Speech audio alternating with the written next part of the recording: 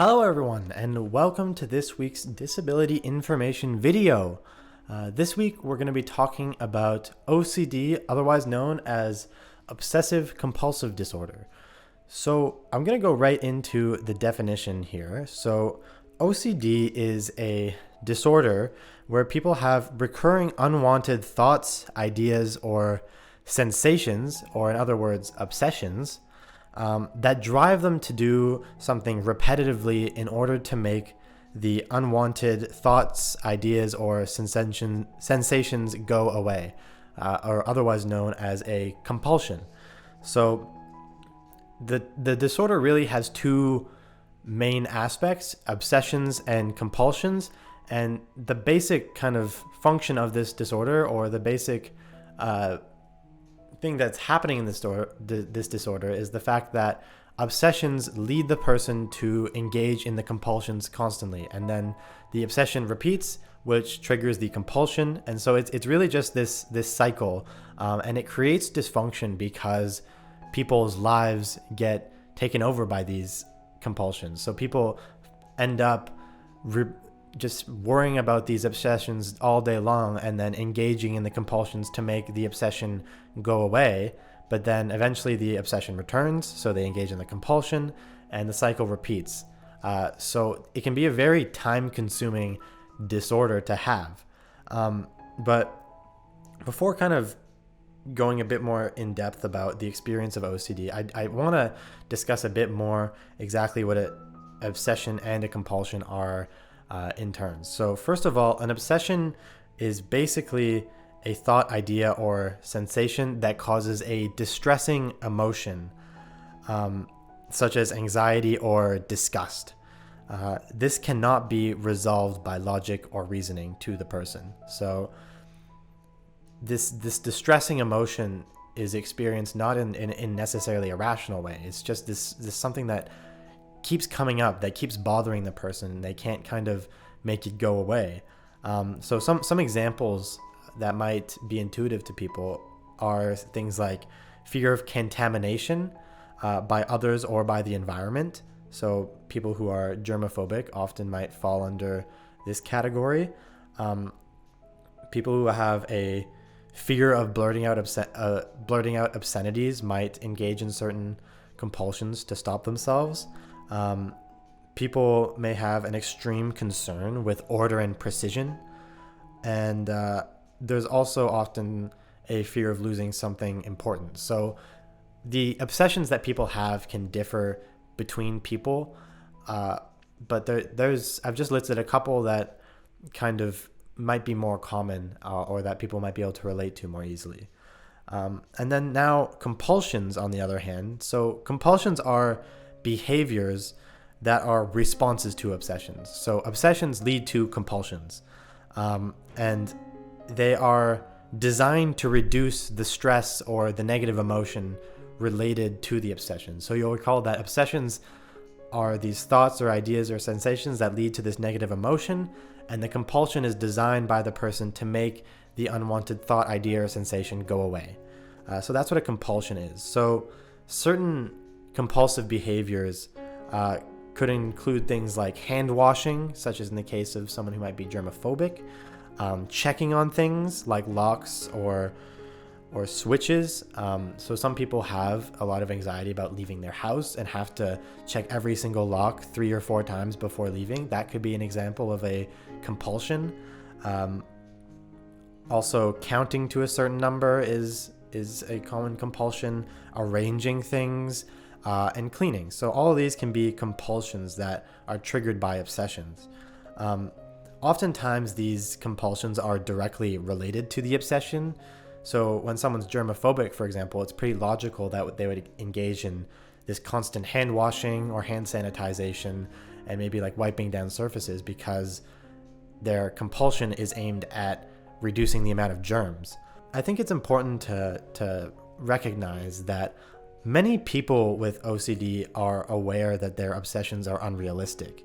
On the other hand, some do believe they could be true, but the important thing is that even when people with OCD are aware of it, they still find difficulty stopping or disengaging from obsessions, or preventing themselves from engaging in their compulsions. So even when someone is aware that what they're doing is irrational or strange to most people, to them it's still really difficult to stop, even when they're aware of it. And another thing I wanted to emphasize is that this obsession and compulsion connection is the central component of OCD. It's obsessive compulsive disorder. So, an obsession on its own isn't enough for the disorder. The idea is that you have to have an obsession that leads to a compulsion. A diagnosis of OCD requires obsessions and or compulsions that are time consuming, or in other words, they take up more than an hour a day to kind of engage with, and they cause significant distress, and they impair work or social functioning. So basically, not all obsessions, compulsion, cognitive things are going to lead to a diagnosis of OCD. The idea is that obsessive compulsive thoughts have to cause dysfunction in a person's life. So, for example, someone who's germophobic, it would be dysfunctional if the person had to wash their hands every 5 minutes and leave whatever situation they're in to go wash their hands because they feel dirty. So that would cause a significant impact to their functioning in daily life, and that would be something that would lead to a diagnosis of OCD. But if someone washes, hand sanitizes like once a day when they start to feel like their hands are dirty, that's not an obsession/compulsion. That's just them washing their hands once a day. It's different. And finally, in the most severe cases, when we're talking about these obsessions and compulsions, the repetition of compulsions in response to obsessions can take up the majority of a day, making a normal routine impossible. So that's when OCD becomes really a problem, is when these obsessions and compulsions just become this constant cycle, really. So the person can't disengage from the obsessive thoughts and compulsions that follow. It's just a constant pattern of activity that takes up the entire day and doesn't enable them to pursue any other activities of interest. Like their obsessions/compulsions are everything to them. So those are kind of the most severe cases of OCD. Now that we've covered exactly what OCD means in terms of diagnosing it, I think we're ready to move on into the next portion of our video, which will be an interview with someone with lived experience.